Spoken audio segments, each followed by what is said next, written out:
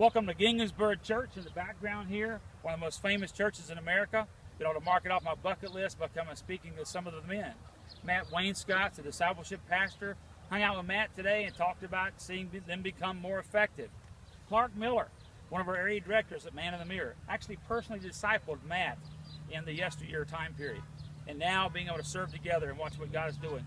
Over 50 guys gathered tonight. We talked about becoming a man alive and dealing with those aspects to see guys go forward in their faith. Matt, give us a little bit of a recap about what we talked about today in your office, and then tonight what we experienced with the guys here. I think tonight was just about, or earlier today, about how do we create a groundswell for men's discipleship here at Ginghamsburg going into the fall. And so we just had guys from all pockets of life, hurting guys to guys newer to the faith to some established leaders, some movers and shakers. And so how can we empower them to be a groundswell for the fall and just to get men re-engaged in discipleship here at Ginghamsburg.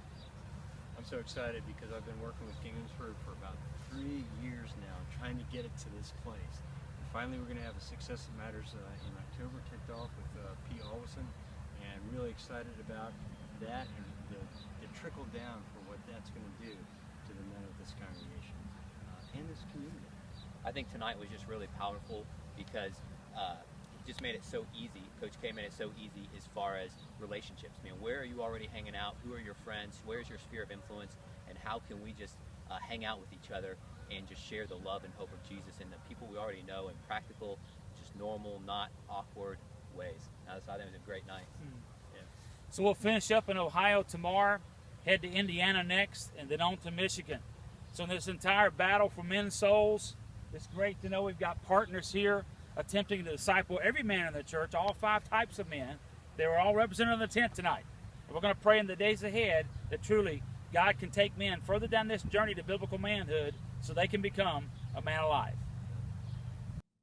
Hi, I'm David Delk, President and CEO of Man in the Mirror. Wasn't that an encouraging story of how God is at work in the lives of men? We see this all across the country today. There's a lot of negative news out there, but there are a lot of positive things happening. That's why we're engaged in this 12 Days of Manhood.